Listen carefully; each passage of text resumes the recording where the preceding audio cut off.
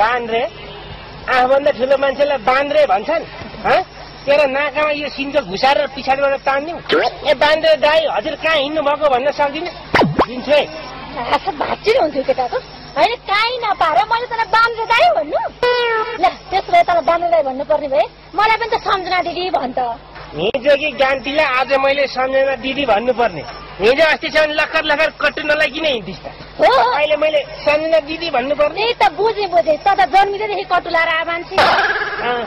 कटु लाएर जन्मे कि म्यासी लाएर जन्मे तँलाई के ल धेरै कुरा नथाहा है मलाई तेरो घरमा दिदी दाजु छन् कि छैन भन्दै जान घरमा गएर हेर मैले ठेका लिएको छु कस्तो चाहिँ केटो रहेछ हौ कहिले राम्रोसँग बोल्नु आउने ठुलो कुरो गर्छ जहिले चाहिँ राम्रो बोल्छ यसैले हालेर मारिदिन्छु नि थाहा पाउँछ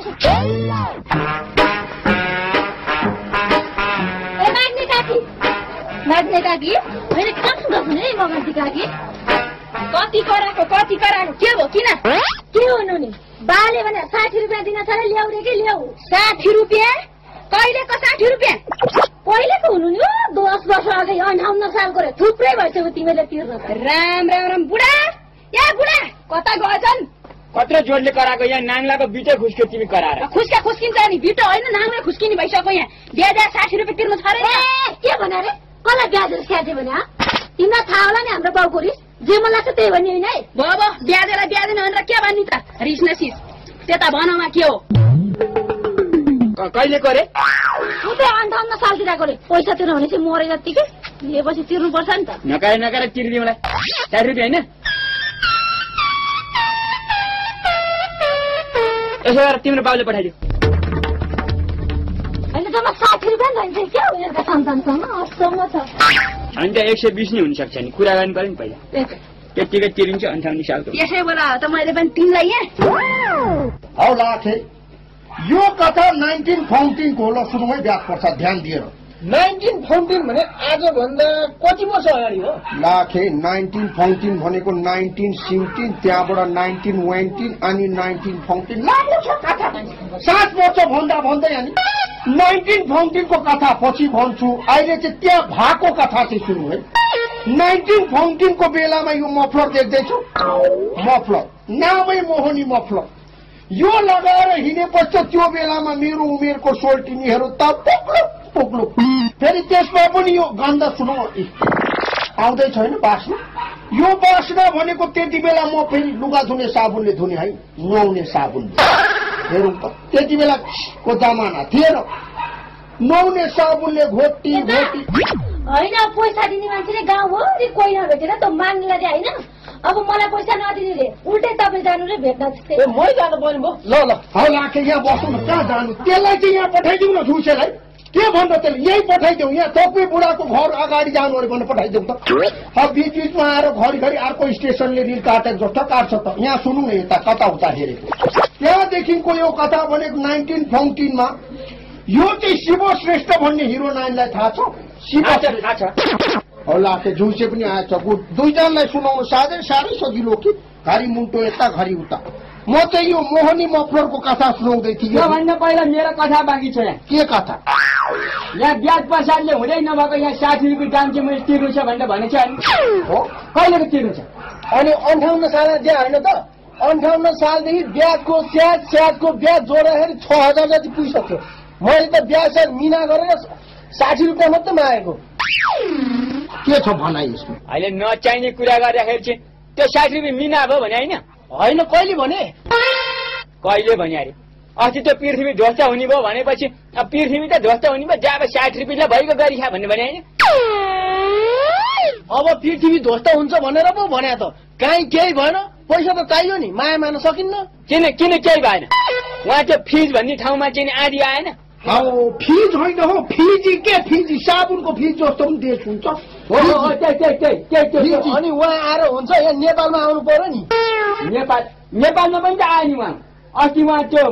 बस र मोटरसाइकल ठोक्यो भनेर म पत्रिकामा छाप्या होइन त्यो भइसक्यो अनि फेरि अलि 60 रुपियाँमा लाग्यो नि अनि आधी आएको हो त त्यो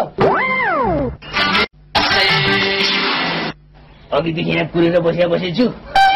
घाम वहाँबाट वहाँ पुगिसक्यो 1.5 घण्टा भन्थ्यो के का 1.5 घण्टा 2 घण्टा भइसक्यो जस्तो छ के चाहिँ गर्नुलाई त्यो धुरुसे आएन भने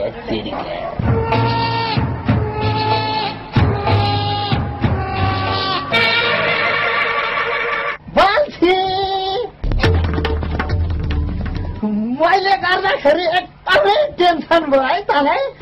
हेर्न 1.5 घन्टा झ्याप्पै ल्याइदिन्छु भन्ने विचारमा थिएँ कि एउटाले मलाई पैसा दिनु थियो ल्याइदिएन भने के गर्ने होला के गर्ने तैँले यस्तै भन्छ भने मलाई थाहा थियो हेर अब म तँलाई केही गर्दिनँ पुलिसमा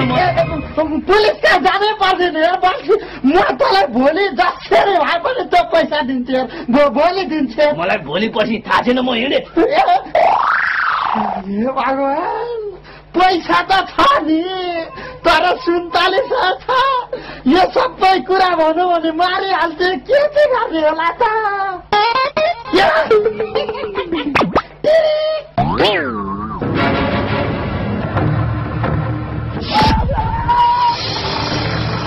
मारा भैँमा न भाँडा भएर हेर्छ आँखा हेरेर हिँड्नु सक्दैन के आँखा हेर्नु तुरन्त आँखा थियो नि गाडी बुढा म उसकै छोरोले 60,000 दाम खाइदिएर पुलिसमा उजुर गर्न गइरहेको छु बाउ फेरि आएर ड्याममा ठोकिन्छ बाउ छोरालाई नै अहिले उजुर हालिदिन्छु नि थाहा पाउँछ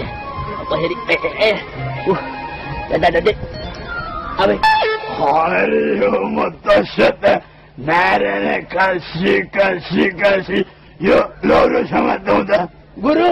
हजुर कहाँ हुनुहुन्थ्यो म त यहाँ मरिसकेँ गुरु मरिसकेँ अहिले के नचाहिँदो कुरा गरे आएर यो त मान्छे ठिङ्रिङ्गे उभिरहेछ मरिसके भन्छ होइन के समस्या पर्यो भनौँ त के समस्या परेन भन्नु न गुरु अब धुर्मुसेसँग पार्टनरसिपमा बङ्गुर पालन गर्यो भने राम्रो हुन्छ उसलाई पैसा दिए भनेर भन्नुभयो मैले पैसा पनि दिएँ अहिले बङ्गुर पालनै भने हेर्नुहोस् है त अब पैसाले भन्दाखेरि सुन्तलीले लुगा धुँदाखेरि 60,000 दाम त यत्रो डल्लो पर्यो भन्छ गुरु पैसा पनि फिर्ता गर्दैन बङ्गुर पालन पनि नहुने भयो म त बर्बादै भयो गुरु त्यतिसम्म त हुँदैन हरानन्द गुरु मरेको छु र खोइ हात यता ल्याउँ त अलि अगाडि ल्याउनु अरे म दशरथ नारायण काशी तिमीले त्यो पैसा धुर्मुसेलाई दिएर नि साह्रै राम्रो काम भएको छ है त्यो पैसा धुर्मुसेलाई नदिया भए तिम्रो घर त जलेर नष्ट हुने योग रहेछ पैसा दिएर एकदम राम्रो काम भएको छ त्यो पैसा माया मार्दै गएर तेरि गुरु के कुरा हेर्नु भएको तपाईँले नि धुर्मुसेसँग पाटनमा बङ्गुर पालन गर्यो भने साह्रै राम्रो हुन्छ भनेर मैले पैसा दिएँ होइन अब त्यत्रो बेसी पैसा कसरी माया मार्न सकिन्छ कुरा हेर्नुहुन्छ कसरी माया मार्नु अरे यो गर दशा भन्ने चिज चाहिँ सेकेन्डका भएर परिवर्तन हुन्छ सेकेन्डका भएर त्यतिखेर तिम्रो चाहिँ बृहस्पति गएर मङ्गला बस्ती रहेछ र व्यापार गर्ने राम्रो हुन्छ भनेर भनिरहेको थिएँ अहिले फ्याक्टै परिवर्तन भएर शनिको घर चलिरहेको रहेछ यो शनि फेरि यस्तो हरामी गऱ्यो भने यसले त सुइक्याउन पनि सक्छ हेर है अब तिमी नै भन न 60,000 ठुलो कि तिम्रो ज्यान ठुलो भन त अब हुन त ज्यानै ठुलो हो नि गुरु अब भनेपछि मैले के गर्नु पर्यो त गुरु अब अरू केही गर्नु पर्दैन हेर भा मैले शनिको 108 जब पनि गरिदिउँला तर एउटा कुरो चाहिँ त्यो धुर्मुसे अघि तिमी कहाँ भोलि पैसा ल्याइदिन्छु भनेर आएर छ तिमी पुलिस बोलाउँछु भनेर सन्केर हिँडेछौ होइन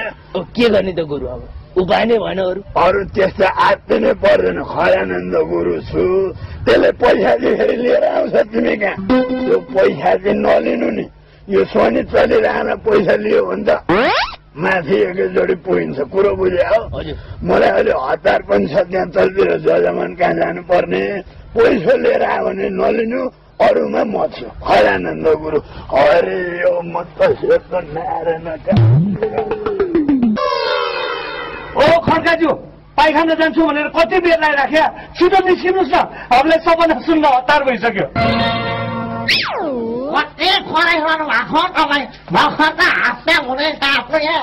ओहो हाप्या भन्नुहुन्छ खड्काज्यू अलिक छिटो गर्नुहोस् न भने ल निस्किनुहोस् म यहाँ सबै देख्न छोडिदिन्छु अनि थाहा पाउनुहुन्छ होला कस्तो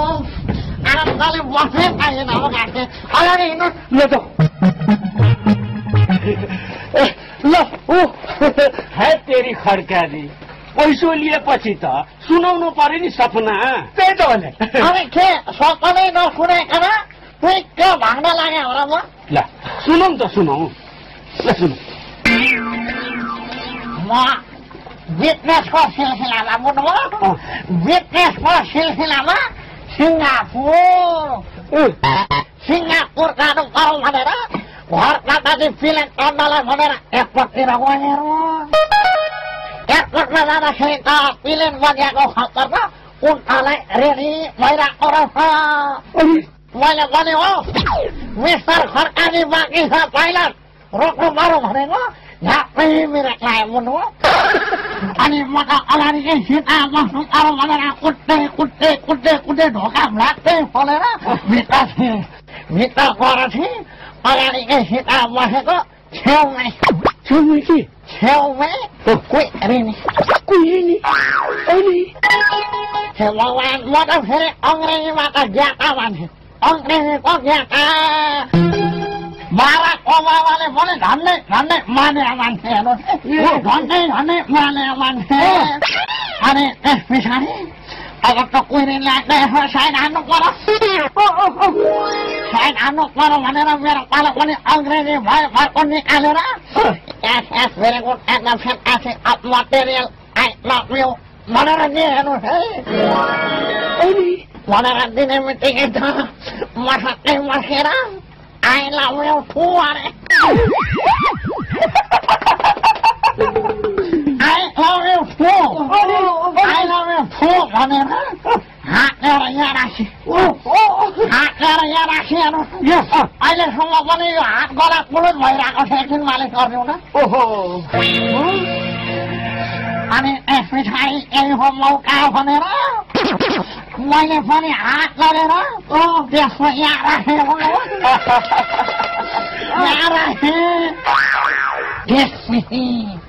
त्यसपछि भन्नुभयो त्यसपछि के भन्नु न त्यसपछि के हुनु नि हौ यो त सोच्नै होइन नि त्यत्तिकै बनाएर भनेको पत्ताउनु हुँदैन तपाईँहरू भने आज रातिदेखि भने कि भोलि बिहानै आएर भन्छु है